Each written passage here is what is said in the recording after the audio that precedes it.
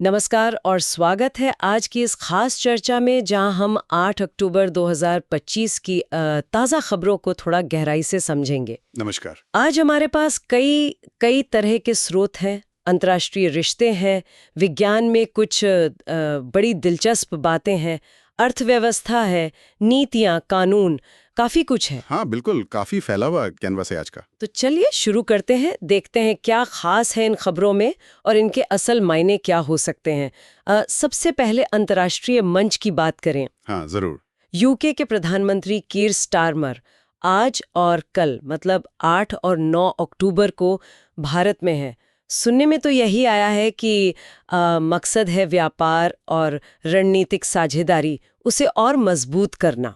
देखिए, ये जो उच्च स्तरीय यात्राएं होती हैं, ये अक्सर घोषित उद्देश्यों से कहीं ज़्यादा गहरी होती हैं। बिल्कुल। मतलब व्यापार और रणनीति तो है ही, हाँ। लेकिन इसके पीछे बदलते हुए जो वैश्विक समीकरण हैं, उनमें अपनी पोजीशन को पुख्ता करना, हाँ। नए अवसर तलाशना, ये सब भी होता है। अच्छा, तो मतलब सिर्फ व्यापार नहीं? नहीं, बिल्कुल नहीं।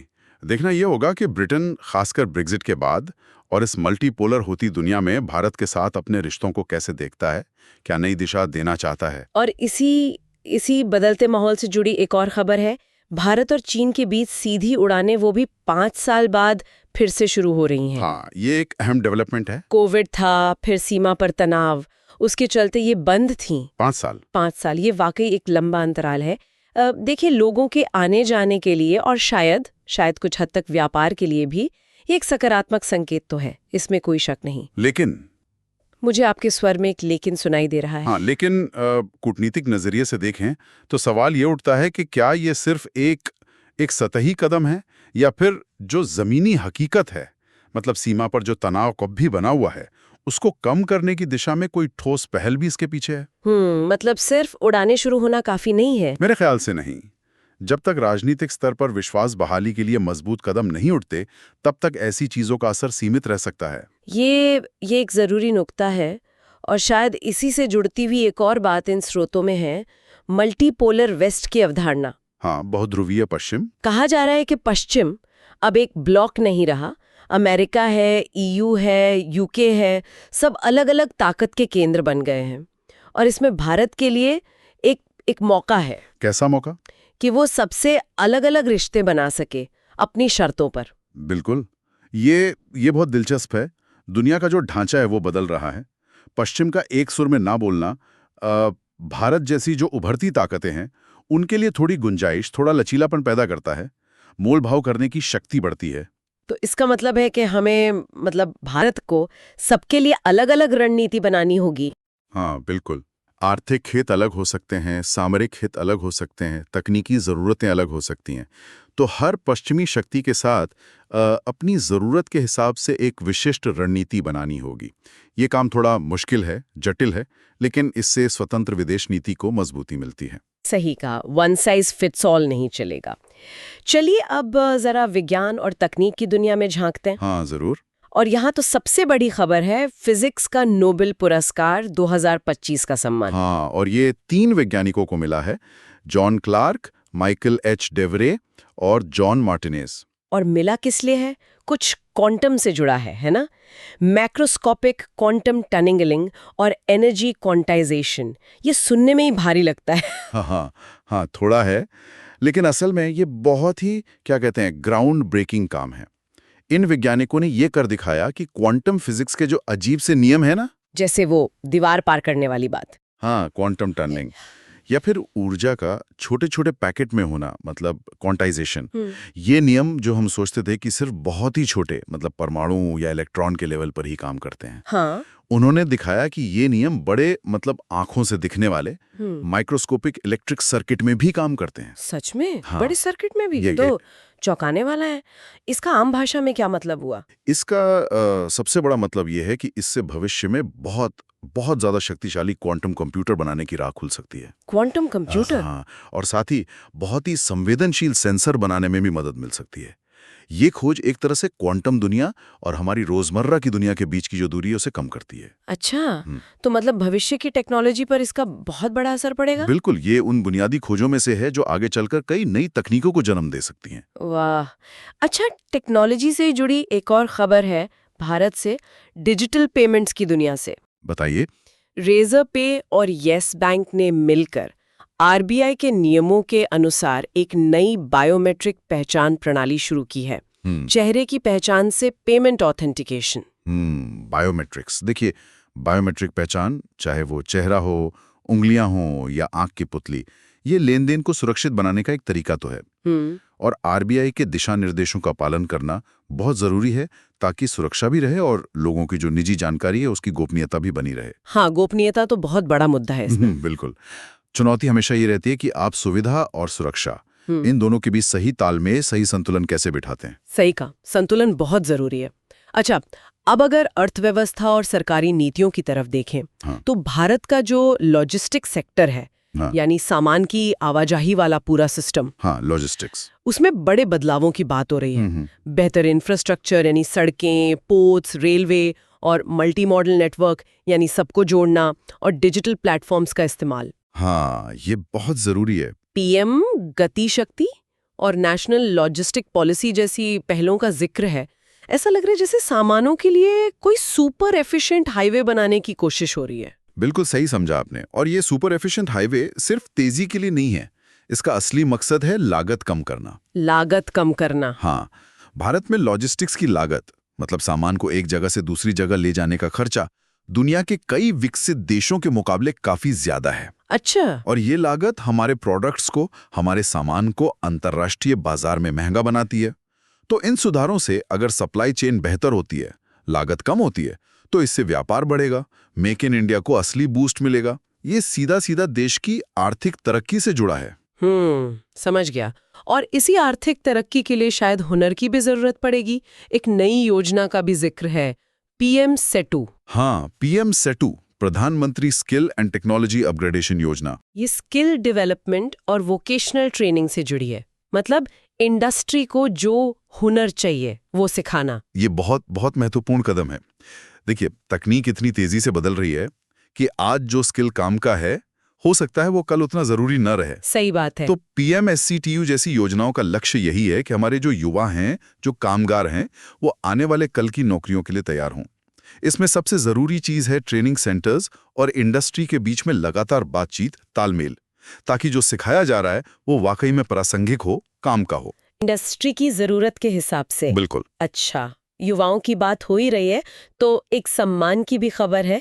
राष्ट्रीय सेवा योजना एनएसएस से जुड़ा हुआ माय भारत एनएसएस अवार्ड 2022-23 के लिए दिया गया है। हाँ, एनएसएस अवार्ड्स। ये युवा मामले और खेल मंत्रालय देता है, जिन्होंने समाज सेवा में बहुत अच्छा काम किया हो, उन युवाओं और संस्थाओं को। ये बहुत अच्छी बात है। युवाओं को समाज सेवा के लिए प्रोत्साहित करना और उनके अच्छे काम को पहचान देना, ये बहुत जरूरी है।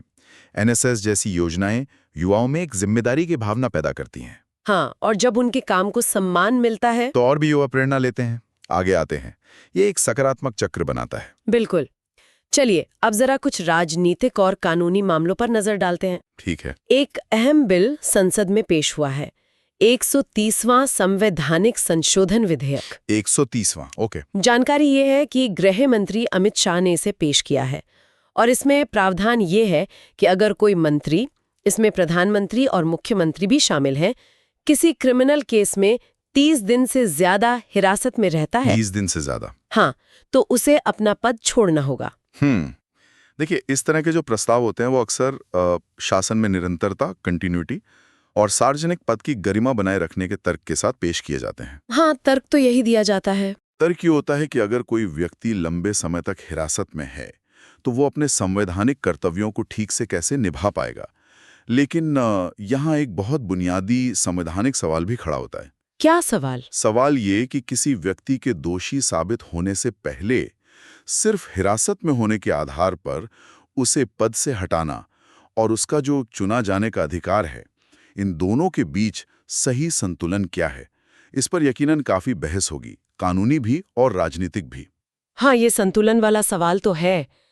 अच्छा, एक और कानून है जिस पर विवाद की खबरें आ रही हैं, वक्फ संशोधन अधिनियम 2025। वक्फ एक्ट अमेंडमेंट। हाँ, कुछ मुस्लिम समूहों का आरोप है कि ये कानून वक्फ संपत्तियों के प्रबंधन में सरकारी दखल अंदाजी को बढ़ाता है। वक्फ मतलब जो दान दी गई संपत्ति होती है धार्मिक कामों के लिए। हाँ बिल्कुल। तो विरोध करने वालों का कहना है कि इससे धार्मिक स्वतंत्रता और वक्फ बोर्ड की जो अपनी स्वायत्तता है, ऑटोनॉमी है, वो कमजोर हो सकती है। देखिए, ये मामला फिर से वही है, राज्य के जो रेगुलेटरी अधिकार हैं, नियम बनाने के अधिकार, और धार्मिक या सामुदायिक संस्थाओं की जो अपनी स्वायत्तता है, उनके बीच का तनाव। ये एक क्लासिक टेंशन है। हम्म वक्फ संपत्तियों का प्रबंधन हमेशा से एक संवेदनशील विषय रहा है। अब कोई भी नया संशोधन आता है तो उस पर यह सवाल उठना लाजमी है कि क्या ये प्रबंधन को बेहतर, ज्यादा पारदर्शी बना रहा है, या फिर ये संस्थानों के अंदरूनी कामकाज में बाहरी हस्तक्षेप को बढ़ा रहा है। इसका फैसला अक्सर कानूनी व्याख्याओं पर निर्भर करता है। ठीक है, मतलब ये भी एक बहस का मुद्दा रहेगा। निश्चित रूप से। अच्छा, अब कुछ संक्षिप्त अपडेट्स ले लेते हैं। असम से खबर है, बोडोलैंड पीपल्स फ्रंट यानी बीपीएफ के अध्यक्ष हग्रामा मोहिलारी, हाँ, हग्रामा मोहिलारी, उन्होंने बोडोलैंड टेरिटोरियल काउंसिल बीटीसी के मुख्य कार्यकारी सदस्य सीईएम का पद संभाल लिया है। ये असम के भीतर एक स्वायत्त क्षेत्रीय परिषद है ना? हाँ बिल्कुल। ये उस क्षेत्र के प्रशासन और विकास के लिहाज से एक बहुत महत्वपूर्ण राजनीतिक पद है। ठीक है, और आज 8 अक्टूबर है, यानी भारतीय वायुसेना दिवस। हाँ, इंडियन एयरफोर्स डे। 1932 में इसी दिन आईएफ की स्थापना हुई थी। बिल्कुल। हमारी सेनाओं के स्थापना दिवस मनाना बहुत जरूरी है। ये हमें उनके शौर्य, उनके बलिदान और राष्ट्र के प्रति उनकी सेवा की याद दिलाते हैं। ये दिन राष्ट्रीय गौरव बढ़ाने का और सुरक्षा के महत्व को समझने का एक अवसर होता है। और इस साल की थीम भी बताई गई है, ऑपरेशन सिंदूर। ऑपरेशन सिंदूर। ये जरूर वायुसेना के किसी हालिया महत्वपूर्ण अभियान से जुड़ा होगा शायद। अच्छा, देश के इंफ्रास्ट्रक्चर से जुड़ी एक बड़ी खबर भी है। प्रधानमंत्री नरेंद्र मोदी ने नवी मुंबई अंतर्राष्ट्रीय हवाई अड्डे का उद्घाटन किया है। हाँ, ये एक बड़ा प्रोजेक्ट था।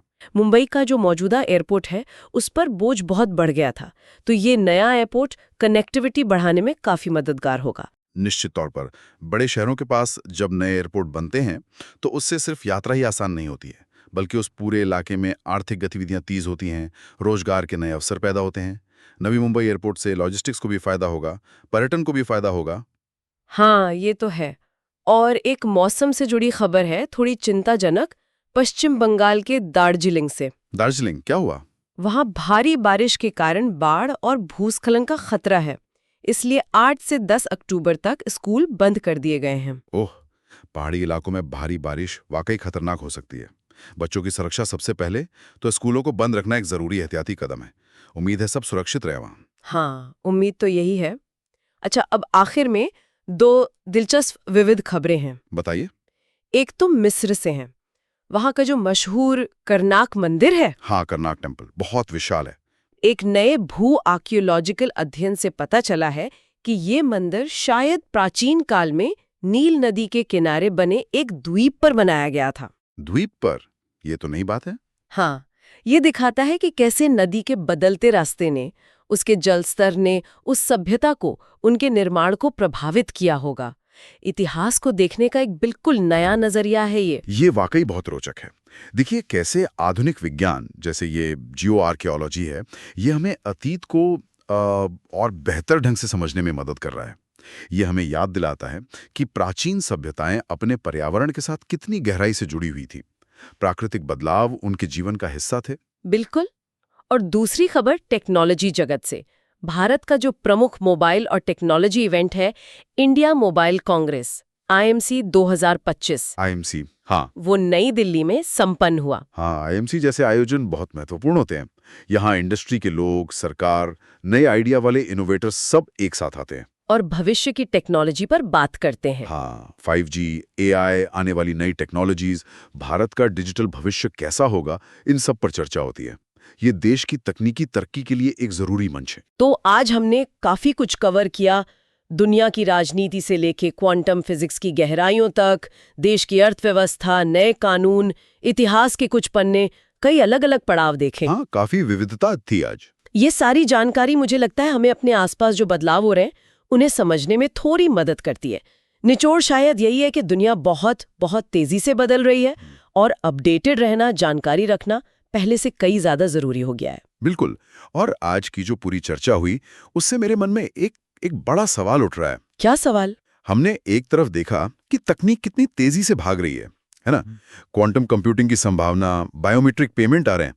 आईएमसी में 5G और एआई से आगे की बातें हो रही हैं। हाँ, रफ्तार तो बहुत तेज है। और दूसरी तरफ हमने नीतियों और कानूनों में बदलाव देखे। लॉजिस्टिक्स सुधारने की कोशिश हो रही है, लोगों को नए हुनर सिखाने की योजना बन रही है, मंत्रियों के पद पर बने रहने के नियम बदलने का प्रस्ताव आ रहा है, धार्मिक संस्थाओं के प्रबंधन पर बहस छिड़ी हुई है। तो सोचने वाली बात यह है कि क्या हमारी नीतियां, हमारे कानून, हमारा समाज, क्या हम उसी रफ्तार से तालमेल बिठा पा रहे हैं जिस रफ्तार से तकनीक और ये वैश्विक माहौल बदल रहा है? ये बहुत बड़ा सवाल है। क्या हम तैयार हो रहे हैं? हाँ, क्या हम आने वाली चुनौतियों और जो नए अवसर आ रहे हैं उनके लिए वाकई तैयार हैं, या कहीं हम पीछे तो नहीं छूट रहे? ये वो सवाल है जिस पर मुझे लगता है हम सबको लगातार सोचने की जरूरत है। बिल्कुल। इसी अहम सवाल के साथ आज की ये गहन चर्चा यहीं समाप्त करते हैं।